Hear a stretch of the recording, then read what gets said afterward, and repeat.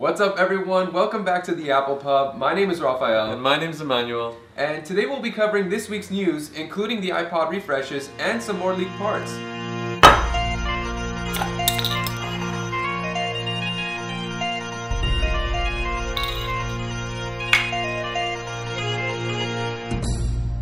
For all the students out there, apparently Apple's back to school sale has been delayed this year. Usually it started by late May, early June. In the past few years it's been in early July, the first Tuesday of July to be specific. But, you know, nothing so far from Apple yet. Yeah, typically they'd offer, well, originally they used to always offer like a free iPod with a purchase of a MacBook and such. But it seems recently it's been more of a, you get $50 to $100 off depending on what you're getting, plus $100 credit on the iTunes store. But again, like for those of you who are hoping to get that deal, you students out there, it just seems, you know, we don't know what's happened. Yeah, it's probably, it'll come around. I don't think they're going to pull the plug on it. It's an opportunity. I definitely don't think they're going to do the iPods just because they recently refreshed it, so I don't know if they'd want to give those out for free. Yeah. Oh, they haven't done it in a while. I don't Yeah. think they're planning on it anymore. But yeah, if you're in the market and you're a student, definitely hold off just a little while longer. Yeah. And more recently, Apple Pay has been spreading still.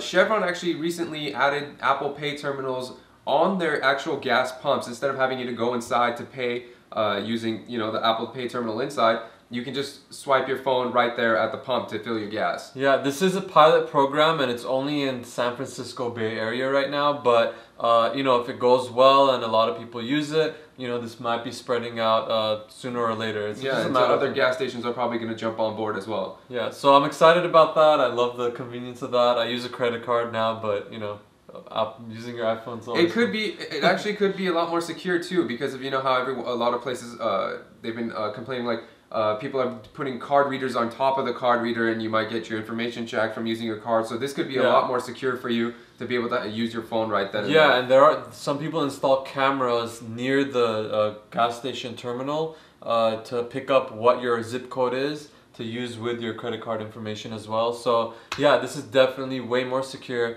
I think Chevron's smart in going this route, and hopefully it spreads soon. Okay, so Apple and Samsung have been in talk with telecom groups to basically start a standard eSIM card, which removes the physical SIM card that you swap out, and instead it's pre-made into the phone and it's all electronic. Yeah, I can see some problems with this, and I'm not going to go into detail right now. We'll actually talk more about it when more details about this agreement come out. But it's too much like, to me, signing up something like Verizon CDMA programs where you actually have to register through the telecom company, which could be really annoying and problematic. But again, we'll talk about this when more details come out. Yeah, I'm on the fence on this. I heard people saying it'll be as easy as swapping your SIM card out, and all you have to do is put in your unique identifier, or maybe granted to you by the carrier or whatever. Don't really know much about this stuff, and I'm not going to pretend to, but you know, it is a development and we thought we'd let you guys know. So as we had mentioned last week, the iPod refreshes did occur this week. As iGen.fr had stated, they were assuming that the refreshes would happen on Tuesday the 14th. It actually was the 15th, but still, they were very accurate in their rumors. Amen. The iPod Touch was last updated in 2012, and we've seen pretty significant upgrades this time around. The last one only had 512 megabytes of RAM, and they finally upped it to 1 gigabyte, which I still think is kind of behind with the times, but for an iPod Touch, you know. Yeah, doing nothing else but playing music and some games, I think that's good enough. Yeah, it's fine. I mean, I'm not expecting to see the multitasking of the iPad trickling down to the iPod Touch.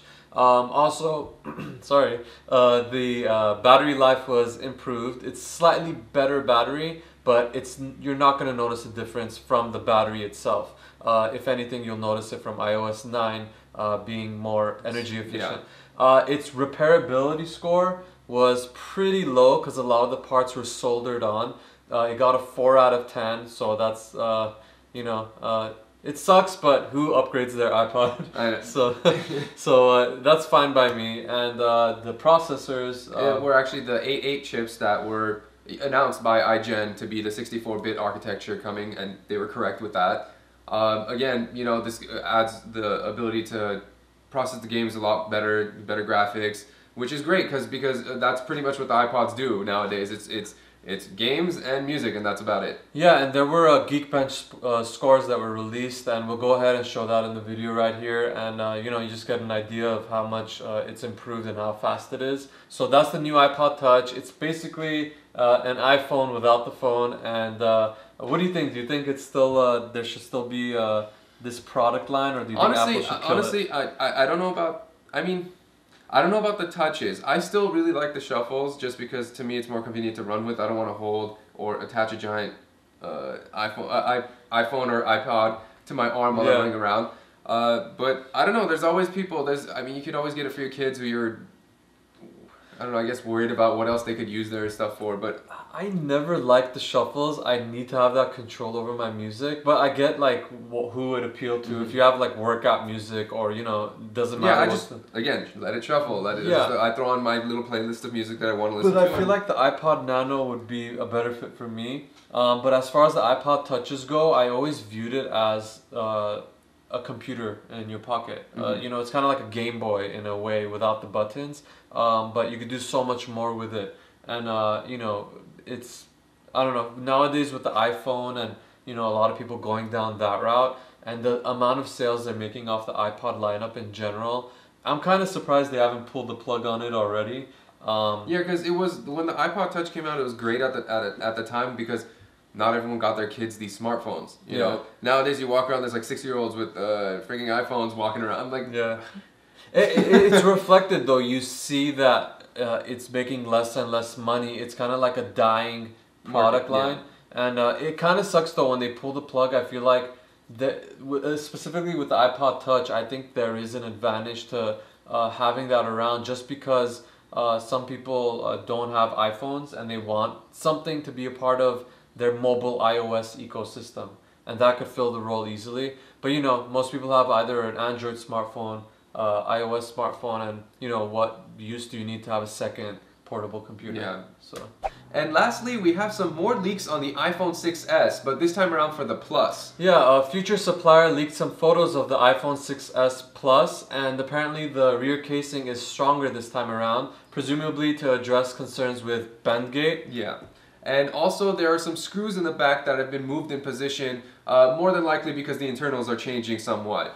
Also, because some people out there were assuming that the bands in the back were going to be gone for this iteration, apparently that's not true, because as you can see in the photo, those bands are still there on this casing. As usual, the S upgrade looks nearly identical to the previous phone, so no surprises there. And also I don't think bendgate would be much of a problem. I'm surprised they're addressing it, but it's a good thing. For the 6S, for the 6 Plus, I thought it was a problem though, to an extent.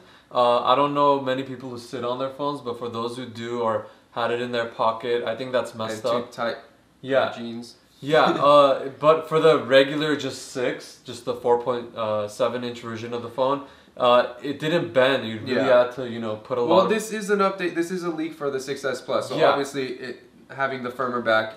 I do imagine that it'll be this similar scenario with the 6S regular. So we'll see what happens. But either way, I'm not complaining. I did think the media blew it out of proportion for the 6. But the 6 Plus, I could see why it's a concern, and it's a good thing they're addressing it. Yeah. And that about covers it for today. We do have a question of the day for you guys. Do you guys think Apple should pull the plug on the iPod lineup, or do you think they should keep certain types of iPods going and kill off the other ones? Let us know what you think and why. And obviously, if you like the video, please subscribe, like the video as always, leave any questions or comments you have down below, and have a great day. And you guys stay classy. See you again next time.